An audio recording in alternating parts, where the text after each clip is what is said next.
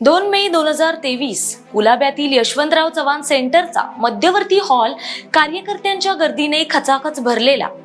निमित्त होतं लोक माझे सांगाती या शरद पवार यांच्या राजकीय चरित्राच्या दुसऱ्या आवृत्तीचे प्रकाशन। समोर कार्यकर्ते, पक्षाचे सर्व प्रमुख नेते, तर सोबत व्यासपीठावर ज्येष्ठ पत्रकार आणि शरद पवारांनी भाषण सुरू केलं। मी राष्ट्रवादी काँग्रेसच्या राष्ट्रीय अध्यक्षपदाचा राजीनामा देतोय अशी घोषणा त्यांनी केली आणि सारे अवाक झाले।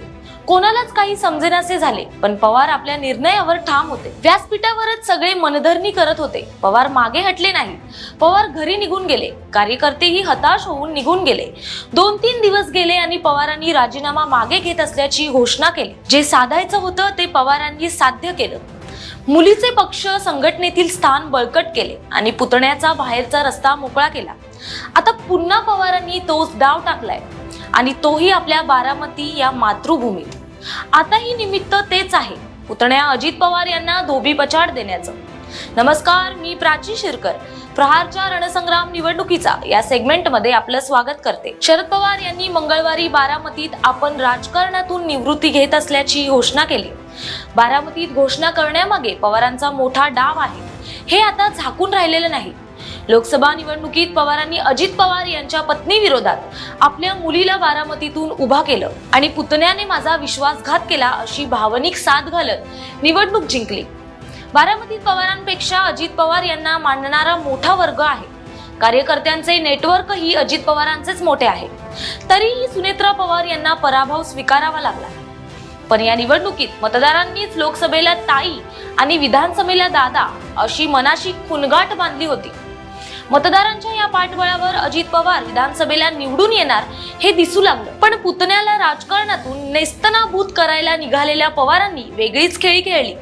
पुतण्यांच्या विरोधात त्याच्याच पुतण्याला उभं केलं आणि पवारांनी अजित पवार आणि त्यांचे भाऊ श्रीनिवास पवार यांच्यात आधीच निर्माण झालेल्या आगीत तेल ओतलं। हा डाव कमी होता म्हणून की काय शरद पवार पुन्हा निवृत्तीचा डाव खेळले आहेत?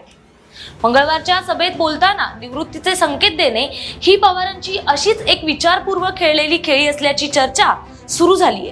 पक्षाच्या अध्यक्षपदावरून निवृत्तीची घोषणा करून त्यांनी असाच एक डाव टाकला होता।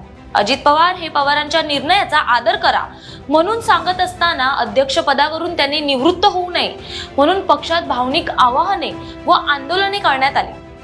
त्यानंतर त्यांनी निर्णय फिरवला। मात्र ही घोषणा करून पक्षाचे सामान्य कार्यकर्ते आपल्या सोबत असल्याचा संदेश त्यांनी अजित पवारांनाही दिला होता।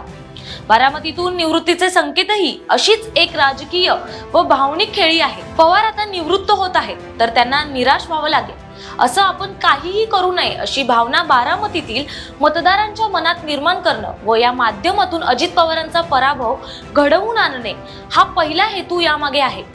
या संकेताचा परिणाम राज्यभरात शरद पवार आणि त्यांची राष्ट्रवादी यांच्यावर प्रेम करणाऱ्या सामान्य जनता आणि पक्षाचे कार्यकर्ते यांच्यावरही होणार आहे।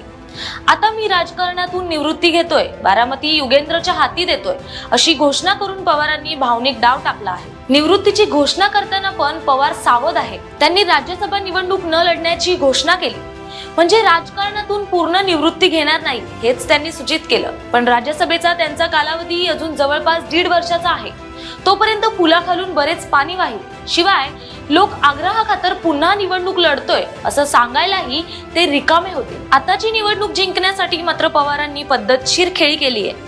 सक्रिय राजकारणातील पवारांच्या शेवटच्या निवडणुकीत त्यांना पराभूत होऊ द्यायचं नाही या जिद्दीने कार्यकर्ते कामाला लागू शकतात। गेल्या निवडणुकीच्या वेळेस त्यांच्या पावसात भिजत घेतलेल्या सभेचा जसा मानसिक परिणाम झाला तसा परिणाम पवारांच्या या निवृत्तीचा संकेताचा होऊ शकतो। शरद पवार आणि बारामती हे समीकरण जवळपास 6 दशके राजमान्यता पावलेले आहे। त्यांच्या विरोधात या मतदारसंघात कुणीही निवडून येऊ शकत नाही असं चित्र आहे। त्यामुळे निवृत्तीच्या घोषणेमागे पवारांची भावनिक खेळी आणि राजकीय डावपेच आहेत, यात काही शंका नाही।